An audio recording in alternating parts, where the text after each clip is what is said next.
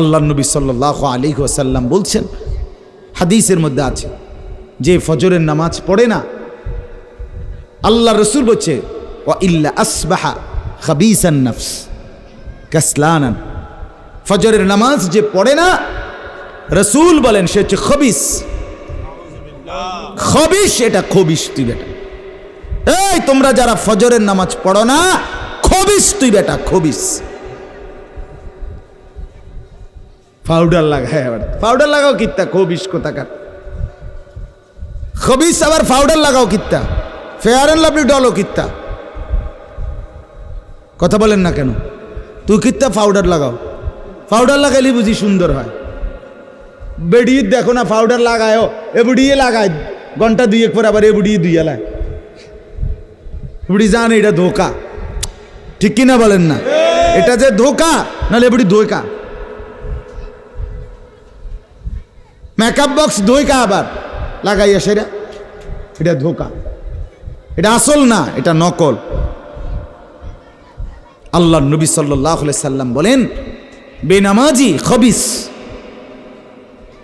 আর নবীজি হাদিসে আছে, বাথরুমে ঢুকতে, পেশাব পায়খানায় ঢুকতে নবীজি খবিস থেকে পানাহ চাইতেন, দোয়া পড়তেন। তো এই দোয়ার অর্থ কি? আল্লাহ আমি খবিস থেকে কি চাই? পানাহ চাই। তার মানে নবীজি বুঝাই দিছে, উম্মত পেশাব পায়খানার মধ্যে থাকে খবিস। খবিসের ঠিকানা কোথায়? Bathroom, bathroom, toilet. আল্লাহুম্মা ইন্নী আউযু বিকা মিনাল খুবুসি ওয়াল খাবায়েস। আল্লাহ খবিস থেকে পানাহ চাই। বাথরুমে ঢুকতে বলেন, জন্য বেনামাজি খবিস। এই খবিসের ঠিকানা টয়লেট, নাপাক,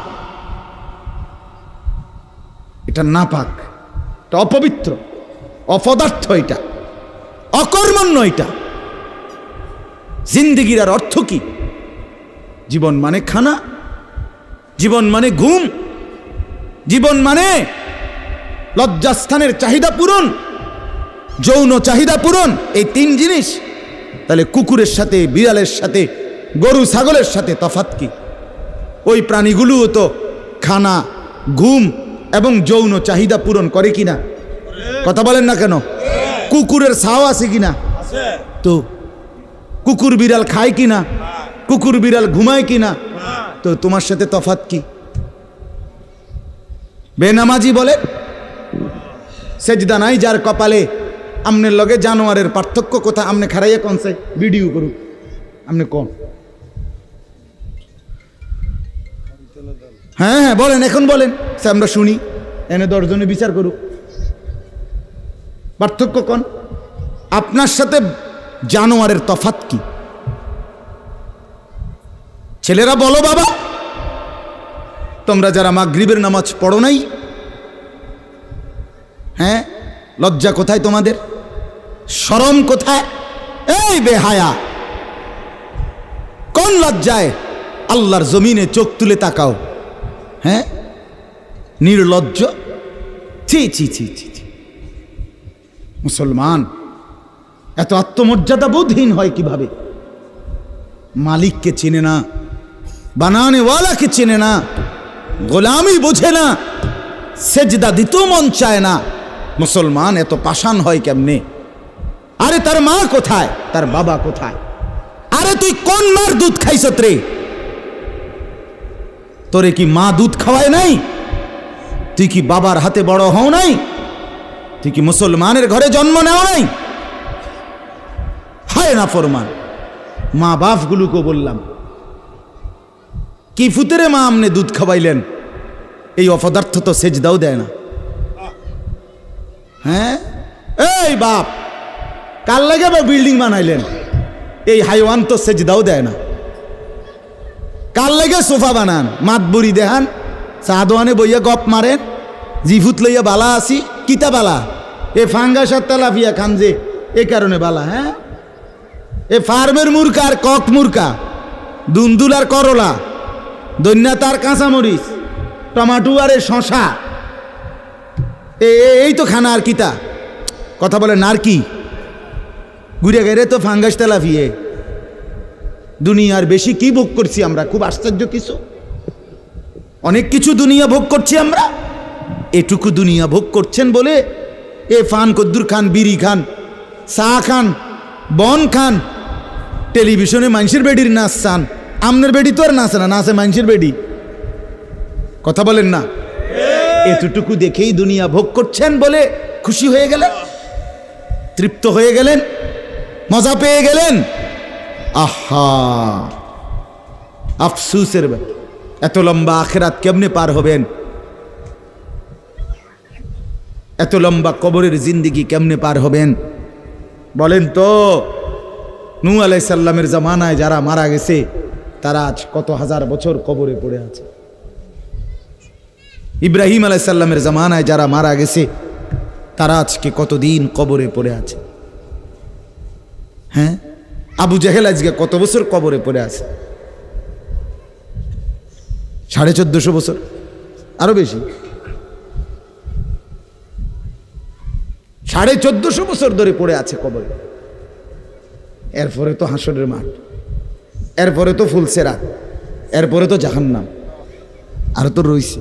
তাহলে দুনিয়ায় থাকলি কতদিন, কবরে পড়ে রইলি কতদিন? আপনি বলেন। আবু জেহেল দুনিয়াতে ছিল 800 বছর, কথা কন না? আবু লাহাব দুনিয়াতে জীবিত ছিল 900 বছর, তো কবরে আছে কত বছর? তো বাঁচছে কয় বছর? নাহলে 60 বছর, নাহলে 70 বছর, ঠিক কিনা বলেন? তাহলে দুনিয়ায় ছিলি কতদিন, কবরে আসত কতদিন? আচ্ছা, এই কথাই এখনই মনে হইল? হ্যাঁ, এরপরে তো সামনেরটি রয়েছেই মিয়া। এখনো তো কিয়ামত আসে নাই, এখনো তো ইসরাফিল ফু দেয় নাই। একবার ফু দিবে, সব কবরে যাবে, আবার ফু দিবে, হাসরের মাঠ কায়েম হবে। আবার হাসরের মাঠের একদিন, খোদার কসম এই কোরআনে আল্লাহ বলছে, হাসরের ময়দানের এখন একদিন, প্রতি একটা দিন কয় ঘন্টা? হাসরের একদিন আল্লাহ বলছে 50,000 বছর, 50,000 সানা, 50,000 বছর। হাসরের ময়দানের পুরা সময় না, একদিন, একদিন। পুরা হাসরের মাঠ কতদিন সেটা আল্লাহই জানে। প্রিয় বন্ধু আমার, নষ্ট হয়েন না। ছেলেরা আমার, বাপ, বরবাদ হইও না। মনে করো কেউ বলে নাই, তবুও নষ্ট করো না নিজেরে। বাবা বলে নাই, মা বলে নাই, সর্দারে বলে নাই, মাতবরে বলে নাই, গ্রামের মুরব্বীরা বলে নাই, কেউ তোমারে কিছু বলে নাই, তবুও তুমি নিজেরে নষ্ট করে দিও না। হযরত ইব্রাহিম আলাইহিস সালাম, পুরা কওম, আপন মা, আপন বাপ, সবাই মূর্তি পূজক, কেউ তো ওনাকে ইমানের দাওয়াত দেয় নাই, তবুও সেই ছোট্টবেলার থেকে তিনি ওইখানে থেকেই উনি খুঁজে নিছেন আল্লাহকে। কাকে খুঁজে নিছেন? আল্লাহকে খুঁজে নিছেন, আল্লাহকে তালাশ করে নিছেন। কওমের লোকেরা বলছে যে তারকা এটা রব। বলছে আচ্ছা ঠিক আছে, দেখি তো। কিছুক্ষণ পরে তারকা ডুবে গেছে। বলছে কই, রব আবার ডুবে কেমনে? পরের দিন এলাকার লোকরা বলছে চাঁদ, এটাই আমগো রব। বলছে আচ্ছা ঠিক আছে, মানে নিলাম, দেখি তো। ভোর হতে হতে দেখে চাঁদ নাই। কিও রব যদি জায়গা, তো আমি বন্দা রইলাম, রব কু? বুঝেন নাই কথা? এরপরে বলছে সূর্য, এটা বড় সড়ো মোড়া তাজা, এটাই রব। হ্যাঁ, ইব্রাহিম আলাইহিস সালাম বলছে আচ্ছা দেখি তো। সন্ধ্যা হয়েছে আর সূর্যও ডুবে গেছে। তো ইব্রাহিম আলাইহিস সালাম বলছে হায় আমার কওম, কি কও ইডি তোমরা? তোমার মাথা ঠিক আছে নি? রব কেমনে এর মোড়ে নামে? রব এমন হয় কেন? বানানেওয়ালা এত দুর্বল হবে কেন? তখন তিনি বলছে ইন্নী ওয়াজ্জাহতু ওয়াজহিয়া লিল্লাযী ফাতারাস সামাওয়াতি ওয়াল আরদা হানিফা ওয়া মা আনা মিনাল মুশরিকিন। যে না কওম শোনো, আমি তোমাদের বানানো কোনো দিকে ফিরবো না, আমি ফিরছি আমার চেহারা, আমার জিন্দেগি ফিরাইয়া দিলাম ওই সত্তার দিকে যিনি 7 আসমান ও জমিন পুরাটা বানাইছে। হানিফান, একনিষ্ঠভাবে আমি শুধু তার দিকে ফিরলাম। ওমা আনা মিনাল মুশরিকিন, আমি মুশরিকদের অন্তর্ভুক্ত নই, আমি আল্লাহকে ছাড়া কাউকে মানি না। হ্যাঁ, হযরত ইব্রাহিম আলাইহিস সালামের বাবা বলছে, পুত তোরে আমি তেজ্য পুত্র করে বাড়ি ছাড়া করে দেব। হযরত ইব্রাহিম আলাইহিস সালাম বলছে, আ'তাজিলুকুম ওমা তাদউনা মিন দুনিল্লাহ, আব্বা আমি আমনেরে ছেড়ে দিলাম, আপনি আমার কিতে ছাড়বে, আপনি বাইর জায়গা দিতেন না কিতে, আমি আইলাম না আপনি বাইর, আমার ইমান দরকার, আমার আখেরাত দরকার, আমি বন দিয়ে কিতে করব, আমি সোফা দিয়ে করবো কি, আমি বিল্ডিং দিয়ে করবো কি? যার বাপে বিল্ডিং করে দিছে না হাতে বেড়া পরে আর বিল্ডিং করতে আসছে না, কথা কয় না, বোঝেন নাই আমার কথাটা? যার বাপে জমি কিনা দিতে আসছে না এবড়ার পরে এবড়ার ফুতে আর কোনোদিন জমি কিনতে আসছে না, তো তো কি আপনি যে একবার উল্টাইয়া গেছেন। হ্যাঁ, আরে ফুত, আমি যদি কদ্দুর কিছু করে দিয়ে যাইতাম না পারি, আমি মরলে তারা খাইব কেমনে? না তারা চিরা খাইব, আর পরে আপনি 2 বস্তা চিরা কিনে দিয়ে যাইয়েন, আপনি মরলে আর কেউ দুনিয়াত কাম করতো না, আপনি একটা কামিলা মূর্তি আছেন শেষ। এটা ধোকার কথা না, বলেন না কেন? তো হযরত ইব্রাহিম আলাইহিস সালাম বলছে, আব্বা আপনাকে ছেড়ে দিলাম। ওমা তাদউনা মিন দুনিল্লাহ, আল্লাহকে বাদ দিয়ে যে আপনি যাকে ডাকেন সেই মূর্তি, আল্লাহকে বাদ দিয়ে যেগুলোকে আপনি ডাকেন, বাপ আমি এগুলোকেও ছেড়ে দিলাম।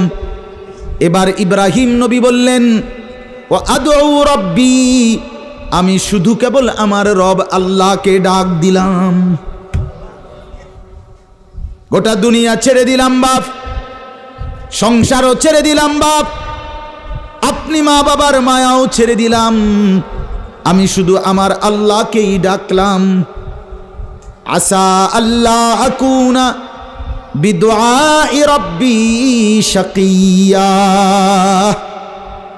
এবার ইব্রাহিম নবী বলেন, আব্বা আমি বিশ্বাস করি আমার ওই এক আল্লাহকে ডেকে কেউ কোনোদিন বঞ্চিত হয় না। মখলুককে ডেকে হেরে যায়, নেতা ভুলে যায়, কর্মীও ভুলে যায়, মা বাপও অনেক সময় রাগ করে, মা বাপ অনেক সময় ভুলে যায়, সন্তানও মা বাপকে ভুলে যায়, সবখানে হইতে পারে এমন, কিন্তু আমার আল্লাহকে ডেকে কেউ এমন হয় না যে বঞ্চিত হয়। আল্লাহকে বান্দা যখন জমিন থেকে ডাক দেয় আল্লাহ রব্বুল আলামিন সাথে সাথে বলে লাব্বাইক ইয়া আবদি, আমার বান্দা আমি হাজির, বল না বান্দা কি দরকার। বান্দা আবার বলে আল্লাহ, আল্লাহ আবার বলে লাব্বাইক, আছি তো বলো না। বান্দা বলে সুবহানাল্লাহ, আল্লাহ বলে শুনছি তো বান্দা, বলো না কি চাও বান্দা। বান্দা আবার বলে আলহামদুলিল্লাহ, আল্লাহ বলে বলো না কি চাচ্ছ বলো। আল্লাহু আকবার বলে আবারও বলছি কি চাচ্ছ বলো না, আমি তো শুনতেছি, আমি তো আছি বান্দা। কিন্তু বান্দা যখন শুধু আল্লাহকে ডাকতে থাকে, জিকির করতে থাকে, তাসবিহ পড়তে থাকে, মনের কষ্ট দুঃখ বেদনা চাওয়া পাওয়া কিছুই বলে না, শুধু জিকির করে, শুধু জিকির করে, শুধু আল্লাহকে ডাকে, আল্লাহকে ডাকে, শেষ পর্যন্ত আল্লাহ খুশি হয়ে বলে বান্দা তুই যেহেতু আমাকে ডেকে মজা পাইছো, ঠিক আছে বান্দা তুমি আমাকে ডাকতে থাকো, আমি আল্লাহ তোমাকে দিতে থাকি। কি লাগবে আমি তো জানি, তোর বিবি অসুস্থ আমি কি জানি না, তোর ছেলে বিদেশে অসুবিধায় আছে আমি কি জানি না, কথা বলেন। তোর যে শরীরের সমস্যা আমি কি এটা জানি না, আমি তো সব জানি, কোথায় তোর কোন মুসিবত। আল্লাহর আড়ালে কি কিছু হয়, আল্লাহর গোপনে কি কিছু হয়, তাইলে আল্লাহর ইচ্ছা ছাড়া কি কিছু হয়। এজন্য মোবাইলের কথা বলতে গিয়ে এতগুলোর কথা লম্বা বললাম। ছেলেদেরকে বললাম বাবা অনেক ছেলে বসছো, মাশাআল্লাহ, আল্লাহ খুব বরকত দান করে। আজকে মুসলমানের যুবক তোমাদের ফেরার অপেক্ষা ইসলাম। তোমরা যদি নামাজি না হও, চরিত্রবান না হও, জীবনটা যদি নারীর পিছনে আর ছবির পিছনে, নর্তকীর পিছনে আর উলঙ্গ ছবির পিছনে, মদ, জুয়া, জিনা, ব্যভিচারের পিছনে শেষ করে ফেলো। এই চোখের দৃষ্টি, এই নজর, এই চোখের দৃষ্টি, এটা যদি নষ্ট করে ফেলো গুনাহ দেখতে দেখতে, নাপাক ছবি দেখতে দেখতে, তো তোমরা নিজের জীবনই ভালো বাঁচবা কেমনে, ইসলামের জন্যই লড়বা কেমনে? আর মুসলমানের যুবক যদি হেরে যায়, মুসলমানের যুবক যদি পড়ে যায়, তো দ্বীনের জন্য জানবাজি রাখবে কে? এই বুড়ারা, 60 বছর 70 বছরের বুড়া, এবারে আর দৌড়তে পারবো? এবারে দোয়া না করবো? কথা বলেন না কেন? মুরব্বীরা কি করবে? কলিজা ছিঁড়ে দোয়া করবে। অতএব আমি আপনাদের কাছে এতক্ষণের কথার মূল একটা উদ্দেশ্য, আমি দুইটা আয়াত পড়ছি, এই আয়াতের আঙ্গিকে কথাটা বলার জন্য বলছি। আজকে আমরা গুনার মধ্যে সবচেয়ে বেশি, বহুভাবেই আমাদের মধ্যে গুনাহ আছে, বাকি এই নজরের গুনাহ আমাদের সবচেয়ে বেশি। কিসের গুনাহ বলেন না? নজরের গুনাহ। আমাদের চোখ নিয়ন্ত্রণ হারা, বাঁধন হারা। আমাদের যুব সমাজ, ছেলে মেয়ে, তাদের পুরাটা চোখ তারা মোবাইলকে দিয়ে দিছে। ওই যে আগে যে শুনছি যে স্বেচ্ছায় চক্ষুদান করত, কথা বুঝছেন না কথা? হ্যাঁ, মরণোত্তর চক্ষুদান। এই মরণোত্তর চক্ষুদান না, জীবিত চক্ষুদান। ওই দেখেন, ওই দেখেন, ইয়া দেখো, ওই মোবাইল কার হাত, হাতে সাইজ হলো ট্যাবলেট সাইজ, তার থেকে তার মোবাইল বড়। যেই অপদার্থ তার হাতেই মোবাইল দিছে, ওই সবচেয়ে বড় অপদার্থ। ওইটা একেবারেই অপদার্থ। সে যদি ভাই হয় তো ভাই অপদার্থ, বাপ যদি হয় ওইটা অপদার্থ বাপ। এই সন্তান নষ্ট করার সবচেয়ে বড় দায়ী আপন গার্জিয়ান। মা বেডি 2 বছরের বাচ্চাটারে বড় মোবাইলটা দিয়ে দিছে, তুই টিপ এটা, তুই তাবু ডিস্টার্ব করিস না, আমি সাইজ দিয়ে আসি ড্রেসিং টেবিলে, এবুডি পাউডার ডলে, হেতে মোবাইল টিপ। কথা বুঝেন নাই? ও বেডি হিন্দি সিরিয়াল দেখে টেলিভিশনে, হ্যাঁ, হিন্দি সিরিয়াল দেখে, ইন্ডিয়ান সিরিয়াল দেখে, কি দেখে? মনোযোগ দিয়ে দেখে। হিন্দি সিরিয়ালের সবগুলোর মূল বৈশিষ্ট্য হলো স্বামী স্ত্রীর ঝগড়া, শাশুড়ির থেকে জামাইরে কেমনে আলাদা করতে হবে, দেবর ননদের কেমনে স্বামীর থেকে বিচ্ছিন্ন করতে হবে, মানে সংসার কিভাবে তছনছ করবে, এটা হলো ওই বেঈমানদের সবচেয়ে বড় ষড়যন্ত্র। সবগুলোর বৈশিষ্ট্য এটা। মহিলারা এইটা দেখা বিবাহের পরে 6 মাসও একসাথে আর থাকতে চায় না। 6 মাসও না। বেডির সিদ্ধান্ত, মরিয়ার বাসি তে বেড়ারে তার বাপ মার থেকে আলাদা করুন। জীবনের সাধনা এটা। হায় হায়, লানত, অভিশাপ ওই নারীর প্রতি, যে নারী তুমি বেটি তোমার একটু সুখের জন্য স্বামী বেচারাকে আলগা করে লাইলা। তুমি তো কিছুক্ষণের সুখ হয়তো পাইবা, কিন্তু এই স্বামী মা বাবার নাফরমানির কারণে এই ছেলেটা তারে তো চিরদিনের জন্য জাহান্নামী বানাই দিল। মা বাপ যদি কষ্ট পায়, আহাজারি করে, মা বাপের কলিজার মধ্যে যদি ব্যথা লাগে, তো এই সন্তান জাহান্নামী হবে না? বলে। এজন্য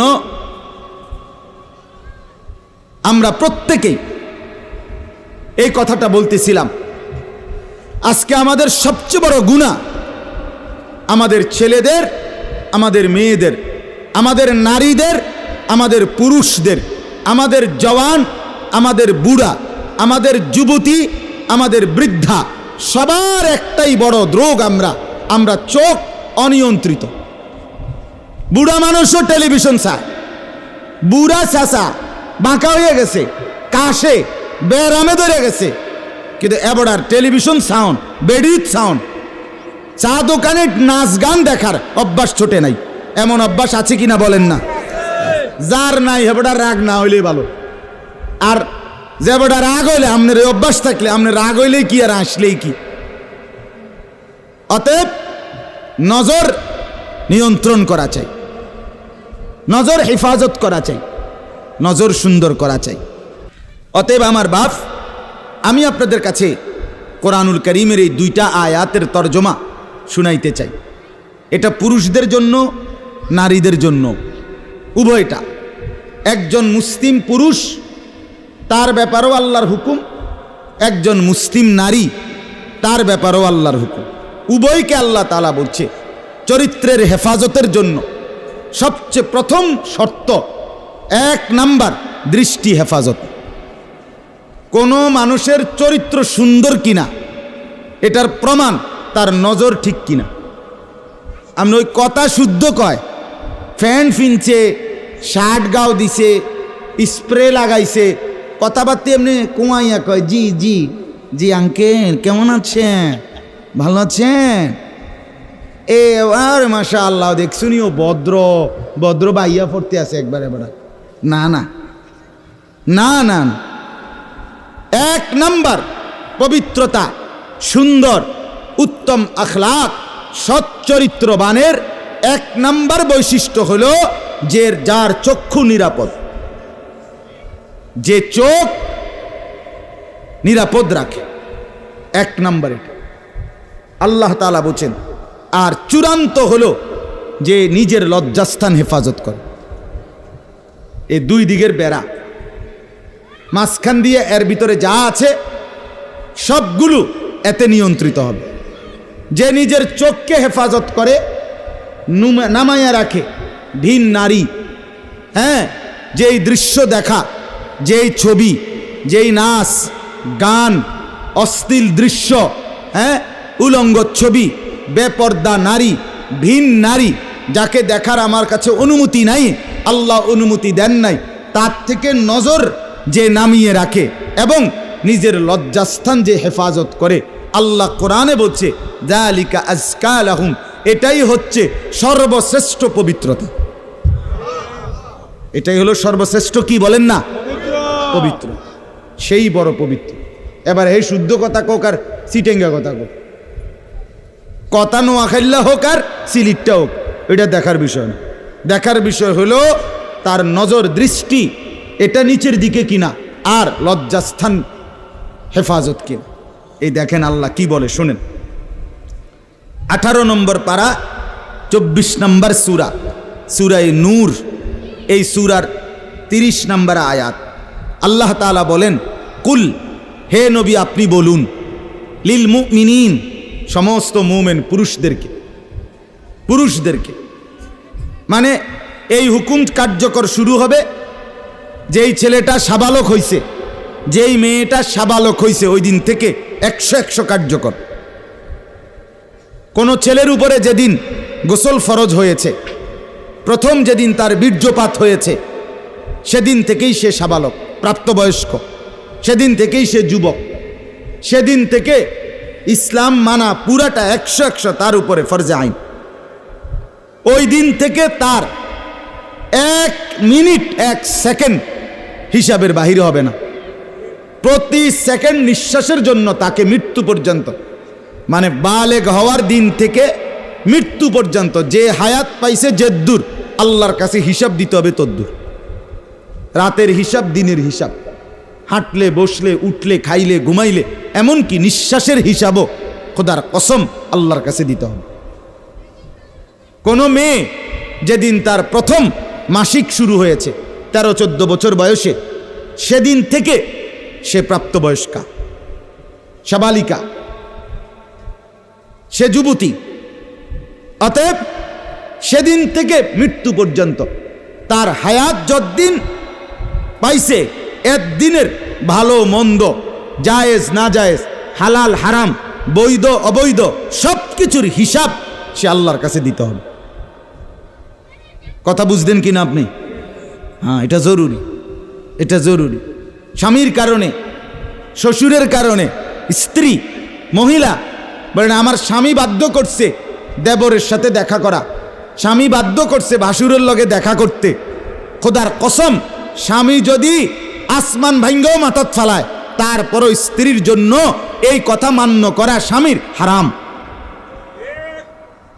আর স্বামী যদি এই হারাম কাজের জন্য বাধ্য করে স্ত্রীকে, এই স্বামী জালেম। এই স্বামী কি বলেন না কেন, চাচতো ভাই, জ্যাঠতো ভাই, খালতো ভাই, ফুফাতো ভাই, দুলা ভাই, তারারে কইছে বাদ বাইরা দাও, তুমি আজ্ঞায় দাও, তারা মেহমান সব সময় কি আর আইয়েনি? হ্যাঁ, যেই স্বামী বলে, যেই শ্বশুর বলে, এই উভয়টাই জালেম, নিকৃষ্ট পাপী, সীমালঙ্ঘনকারী, সীমালঙ্ঘনকারী, কোনো সন্দেহ নেই, কোনো সন্দেহ। আল্লাহর হুকুমের বিরোধিতা করে মাখলুকের হুকুম মানা অনুমতি নাই, অনুমতি নাই। হযরত ইব্রাহিম আলাইহিস সালামের বাবা ওনাকে মূর্তি পূজা করতে বাধ্য করতে চাইছে, করছে না? কইছে না যে নরে তেজ্য পুত্র করে দেবো বেড়া? কোরআনের আয়াত। ইব্রাহিম আলাইহিস সালাম বলছে আমনেরে আমি ছেড়ে দিলাম। কিসের জন্য? ঈমানের জন্য। কিসের জন্য বলেন না? ওয়া ইন জাহাদাকা আলা আন তুশরিকা বি মা লাইসা লাকা বিহি ইলমুন ফালা তুতি'হুমা ওয়া সাহিবহুমা ফিদ দুনিয়া মা'রুফা। কোরআনে আল্লাহ বলেন, তোমার মা বাপ যদি তোমাকে আমি আল্লাহর সাথে শিরিক করতে বলে, তুমি কোনোভাবেই তার অনুসরণ করবে না। হ্যাঁ, তবে মা বাবার সাথে কষ্টদায়ক আচরণ করবে না, ব্যবহার করবে ভালো, ব্যবহার করবে উত্তম, তার গায়ে হাত দিবে না, তারে ধাক্কা দিবে না, তারে গালি দিবা না, তারে ধমক দিবা না, কিন্তু তার কথা মানবা না। কোন কথা? আল্লাহর নাফরমানির কথা, শিরিক, কুফর, নাজায়েজ, হারাম, হারাম। সেদিন আমার কাছে এক যুবক ভাই জিজ্ঞেস করছে এ কথা, যে তার বাবা তাকে বাধ্য করতেছে তার দোকান দেখাইয়া 5 লাখ টাকা সুদে টাকা নিয়ে দিতে। মন নাই? আমি পরিষ্কার আমরা বলছি যে অসম্ভব কথা। তোমার বাপ প্রয়োজনে তোমারে ঘর থেকে বের করে দিবে, দেও। এক তো তুমি তারে গালি দিও না, কিন্তু তুমি তার এই কথা মান্য না।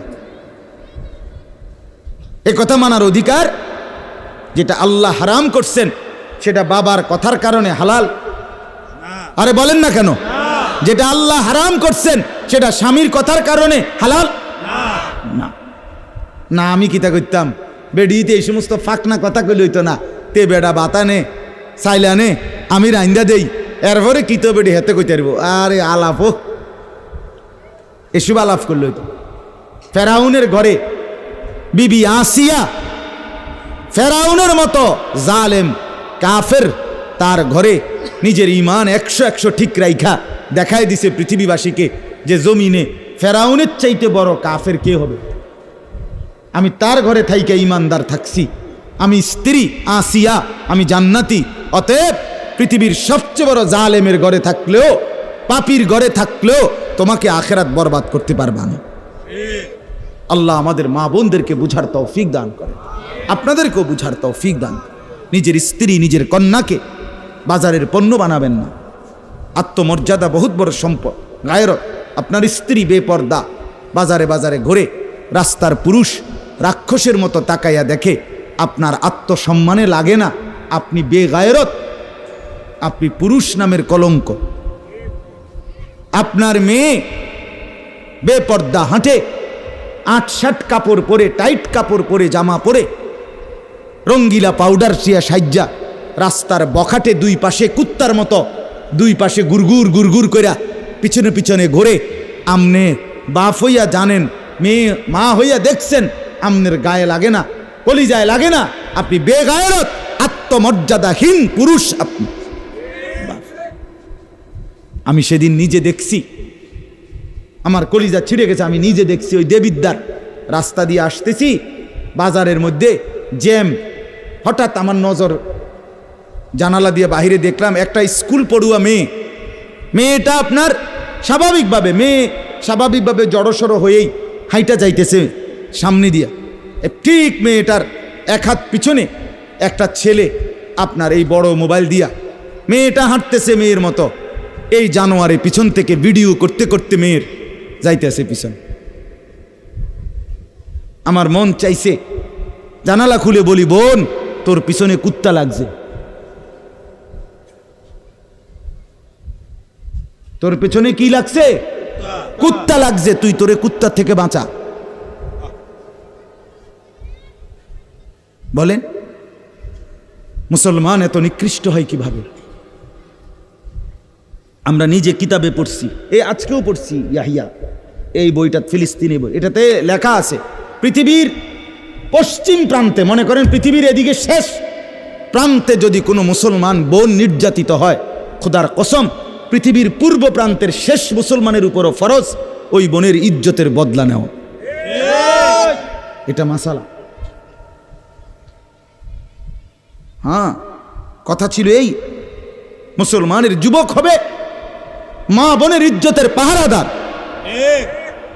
আহা, কোথায় সেই মোহাম্মদ বিন কাসেম, 17 বৎসরের যুবক, আরব থেকে, আরব জাহান থেকে আসছে ভারতে, সিন্ধু প্রদেশে দেবল রাজার এলাকায় একজন বোনকে একজন ডাকাত, জলদস্যু,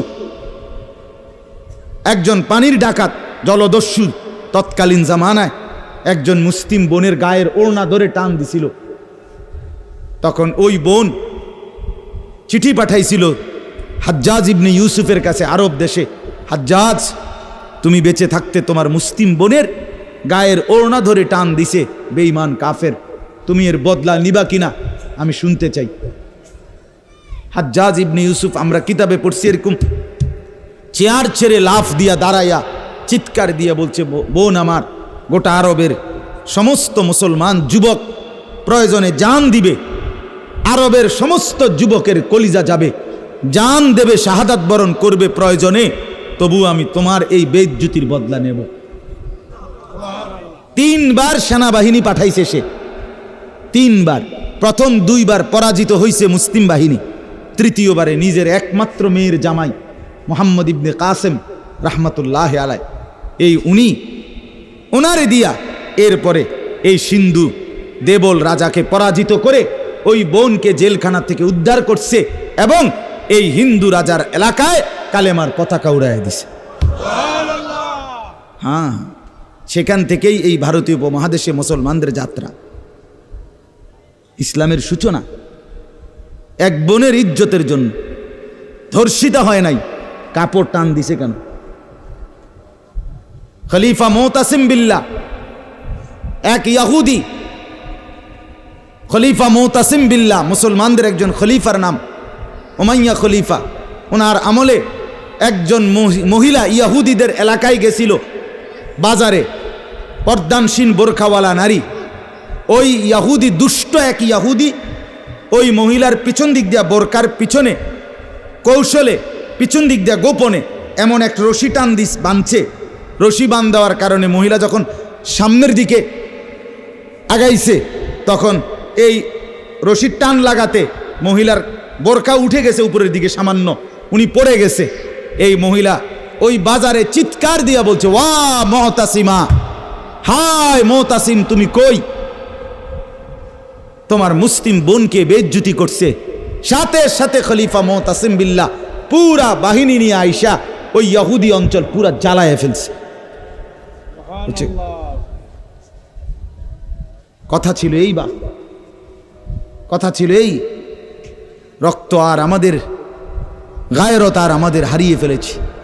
পরের মেয়ে দেখতে দেখতে, পরের নারী দেখতে দেখতে, টেলিভিশন দেখতে দেখতে, নিজের বিবি বাচ্চারও লাগাই দিছেন, নিজের ঘরে টেলিভিশন চাইতো, নিজেও বইয়া বইয়া চা দোয়ানে বেড়ি চান, টেলিভিশন চান, ফুতেও সারা রাত সারা দিন সমবয়সী ফুলানের লগে হাইটটা মোবাইলে ছবি চায়, তো সমাজ গড়বে কে? পরিবার নিরাপদ থাকবে কেমনে? কথা বলেন না কেন? বুড়ারাও চা দোয়ানে, বেড়ি তো ঘরের টেলিভিশনে, ফুলাফাইনে মোবাইলের আড্ডায়, তো মানুষ চরিত্রবান হবে কিভাবে? কমপক্ষে মুরব্বিগত লজ্জাবোধ থাকা উচিত। আমার এটা মাথাতে ধরে না, মানে দাড়িওয়ালা 60 বছরের বুড়া বেড়া কেমনে বেড়িয়ে চায় চা দোয়ানে বই? আমার একারে বহুদিন ভাই, আমি এটা অনেক দিন চিন্তা করে চাইছি, মানে এটার কারণটা কি? আরে এরকম বুড়া বেড়া কিনলেকে বেড়িয়ে চাই? আমনের কি জীবনটা আজ এতটা বছর পরেও এখনো আমনের আখেরাতের কথা মনে পড়ে নাই? আরে কি ডাকাইতো আমনে? আমনে মরতেন না? আয় হায় হায়, আল্লাহ, একটা সমাজের মধ্যে কিছু মানুষ তো থাকা উচিত। আরে বলেন না, 2, 4, 10, 50 জন মানুষ তো একটা সমাজে থাকা উচিত, যারা সবাইকে চরিত্রের কথা, আখলাকের কথা, নামাজের কথা, আল্লাহর কথা, পরকালের কথা বলবে। এটা কি উচিত না? কথা বলেন, উচিত না? কিছু মানুষ উচিত না। কই মানুষগুলো কই? বলেন না চাচা, ওই মানুষগুলো কই? চেয়ারম্যান ভাই বলেন, কই মানুষগুলো কই? আচ্ছা চেয়ারম্যান আপনি কোন ভাই, আমি তো এতক্ষণ খেয়াল করি নাই। আরিফ ভাই আমাদেরও খুব কলিজার টুকরা, মহব্বতের আমার। তো আপনি বলেন, একজন চেয়ারম্যানকে বলতে বলেন মাইক দিয়ে, এখন এক সপ্তাহে এক মাসে এই নারী গঠিত কেলেঙ্কারির কি পরিমাণ বিচার তারা করতে হবে? আমি অসংখ্য চেয়ারম্যানের সাথে কথা বলছি, প্রায় বলে হুজুর সমাজটা খাইয়া লাইছে একবার। এই যে বলতেছে এটাই বেশি। চরিত্রহীনতার সয়লাভ। আহারে নারী, বেচারা স্বামী 16 বৎসর বিদেশ করছে, হায় রে কলজা ফাটা তার কষ্ট। কি পরিমাণ রোদ্রে টাকা রোজগার করছে, কয়টা টাকা। আমি তো সৌদি আরবে যে কয়বার আল্লাহ নেওয়ার তৌফিক দিছে, হজ উমরায় গেছি, অন্য কোনো কারণে না, প্রতিবারই দেখছি বাফ আহারে প্রবাসীদের কষ্ট কাকে বলে। প্রখর রোদ। এই শুধু তর্জমাটা শোনেন, 5 মিনিটে শেষ হয়ে যাবে তর্জমা। আল্লাহ তাআলা বলেন কুল্লিল মুমিনিনা, হে নবী আপনি মুমিন পুরুষদেরকে বলেন। তাহলে পুরুষ বলতে কি বুঝাইছি, বুঝছেন তো এটা নাকি? যেদিন থেকে সাবালক, আর মহিলা যেদিন থেকে তার মাসিক শুরু হয় প্রথম, সেদিন থেকে নারী। আল্লাহ বলেন হে নবী প্রত্যেক পুরুষকে বলেন ইয়াগুদ্দু মিন আবসারিহিম ওয়া ইয়াহফাজু ফুরুজাহুম, তারা যেন বাধ্যতামূলক 2টা কাজ করে।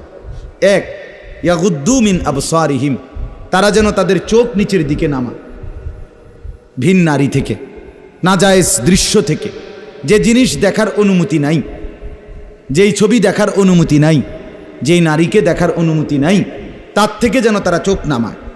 ওয়া ইয়াহফাজু ফুরুজাহুম, এবং প্রত্যেকটা মুমিন যেন নিজের লজ্জাস্থানকে হেফাজত করে। নিজের লজ্জাস্থান হালালভাবে অনুমোদিত ছাড়া, স্বামী স্ত্রীর পবিত্রতা ছাড়া অন্য কোনো ক্ষেত্রে নিজের লজ্জাস্থানকে হারামভাবে যেন ব্যবহার না করে। নিজের হাত দ্বারা কোনো অবৈধ কাজ যেন না করে, নিজে পুরুষ যেন কোনো অবৈধ নাচ না করে, বিন নারীর সাথে যেন নিজের লজ্জাস্থানের জিনা বেবিচার, যেন অসভ্যতা অশ্লীলতা এমনটা যেন না করে। আল্লাহ বলেন দালিকা আজকা লাহুম, কি হবে এতে? আল্লাহ বলে এটাই হবে সর্বশ্রেষ্ঠ পবিত্রতা। এটাই কি বলেন না? সর্বশ্রেষ্ঠ পবিত্রতা। ইন্নাল্লাহা খাবীরুম বিমা ইয়াসনাউন, আল্লাহ বলে যত কৌশলে, যত ফন্দিতে, যত বুদ্ধিতে, যত সিক্রেটে, যত গোপনে তোমরা যে যাই করো, আমি আল্লাহ 100 খবর রাখি। আমার কাছে গোপন কিছু গোপন নাই। অন্তরের হালাত, বাহিরের হালাত, কক্সবাজারের দৃশ্য আর বাড়ির দৃশ্য, রাত গভীরের দৃশ্য, দিনের আলোর দৃশ্য, গোপন জায়গায়, হোটেলে, রেস্তোরাঁয়, অথবা পার্কে, বিনোদন কেন্দ্রে, অথবা মোটরসাইকেলে আরেক বেটার মেয়ে আরেক দিকে নিলাগা, যাই নাও, যেখানেই নাও, যত গোপন জায়গায়, মা দেখে নাই, বাবা দেখে নাই, গ্রামবাসী শুনে নাই, কেউ জানে নাই, কিন্তু আল্লাহ বলে বান্দা আমার খবর আছে, আমার থেকে আড়াল করতে পারবে না। অতএব চোখের হেফাজত, চোখের হেফাজত। বুড়া মানুষ আপনাদেরকে মৃত্যু পর্যন্ত, 90 বছরের বুড়া, আমার বুড়ো হয়ে গেছি, বয়স হয়ে গেছে না, মানুষের শরীর আড্ডি মাড্ডি বয়স হয়। শাহওয়াত যেটাকে বলে, কামনা বাসনা, এটা কখনোই বুড়ো হয় না, বুড়ো হয় না। হ্যাঁ সোজা কথা, আমি খোলামেলা বললাম, শাহওয়াত কি হয় না? বুড়ো হয় না। এজন্য বালেগ থেকে বৃদ্ধ পর্যন্ত সবাই এই হুকুম। 2 নাম্বার আল্লাহ বলেন 31 নম্বর আয়াত, অকুল্লিল মুমিনাতি ইয়াগদুদনা মিন আবসারিহিন্না ওয়া ইয়াহফাজনা ফুরুজাহুন্না, হে নবী আলাদাভাবে আপনি মুমিন মহিলাদেরকেও বলেন, নারীদেরকেও বলেন, তারাও যেন এই 2টা কাজ করে। কি? চোখ নামিয়ে রাখে, চোখ নামিয়ে রাখে। কোনো নারী যেন রাস্তার পুরুষ, ভিন পুরুষ, যাদেরকে দেখার অনুমতি নাই, এই যে দেবর, এই যে ভাসুর, চাচাতো ভাই, মামাতো ভাই, ফুফাতো ভাই, খালাতো ভাই, দুলা ভাই, এরকম মানুষগুলো যাদেরকে দেখার অনুমতি নাই, রাস্তার পুরুষ যাদেরকে দেখার, চোখ ফেলার অনুমতি নাই, তাদের থেকে যেন চোখ নামিয়ে রাখে। ওয়া ইয়াহফাজনা ফুরুজাহুন্না, আল্লাহ বলে প্রত্যেক নারীকে বলেন হে নবী তারাও যেন তাদের লজ্জাস্থানের হেফাজত করে। এক নারীর সতীত্ব, তার ইজ্জত, তার সম্ভ্রম, এটাই তার জীবনের সবচেয়ে বড় সম্পদ। যে নারী সতীত্ব হারা, যে মেয়ে ইজ্জত হারা, তার জীবনে আর 2 পয়সার কোনো মূল্য নাই। জন্তু জানোয়ারের কোনো মূল্য থাকতে পারে, কিন্তু এই বেহায়া, বেশরম, লজ্জা হারা, ইজ্জত হারা, যেটা যদি কেউ ধর্ষিতা হয় নাই কিন্তু পর পুরুষের সাথে অবৈধ সম্পর্ক করে, হারাম প্রেম করে, ভিন পুরুষের সাথে নিজের ইজ্জত নষ্ট করেছে, নিজের চরিত্র নষ্ট করেছে, খোদার কসম তার 2 পয়সার কোনো মূল্য এই সমাজে, দুনিয়াতে, আখেরাতে কোথাও নাই। সে ঘৃণিত, সে লাঞ্ছিতা নারী, এটার আর কোনো মূল্য নাই। এই জন্য বিবাহ বহির্ভূত প্রেম করার পরে, বিবাহ করার পর এই বিবাহ আর টেকে না। আমার কাছে বলি হুজুর কি গভীর সম্পর্ক ছিল, এখন বিয়ে করলাম 8 মাস না যাইতেই সংসারটা জাহান্নামের টুকরা হয়ে গেছে। আমি বললাম মূল কারণ হইল বিয়ার আগে আমনো হেবুডির কোনো দোষ ধরেন নাই, হেবুডিও আমনের কোনো দোষ ধরেন নাই, শুধুই কেবল ভালোই বাসছেন, কিচ্ছু আর কোনো ত্রুটি দেখেন নাই। তুমি না খুব ভালো, ও না এত ভালো, এডি তো ছিল আগে, যে সময় আপনি বালা বালা খাওয়াইছেন, চটপুটি, নুডলস, তারপরে বিভিন্ন বার্গার, এই সময় তো আরামে কথা কইছে। এখন যখন বিবাহ হয়ে গেছে, সংসার শুরু হয়েছে, এখন নুনের মধ্যেও দোষ, চিনির মধ্যেও দোষ। নুনও আগের মতো কড়া লাগে না, চিনিও আগের মতো মিঠা লাগে না। কথা বুঝেন না? এখন ভালোবাসা ঠুস। ভালোবাসা কি? এজন্য আল্লাহ বলেন, নারীকে বলেন নজর নামাইতে এবং নিজের লজ্জাস্থান হেফাজত করতে, বাকিটা অন্য কোনো দিন। আল্লাহ তাআলা আমাদের প্রত্যেক পুরুষ নারী, যুবক যুবতী, জওয়ান বুড়ো প্রত্যেককে নিজের চরিত্রের সৌন্দর্যের জন্য চোখ দৃষ্টি নামানো এবং লজ্জাস্থান হেফাজত রাখবার তৌফিক দান করেন। আল্লাহ তাআলা কবুল করেন।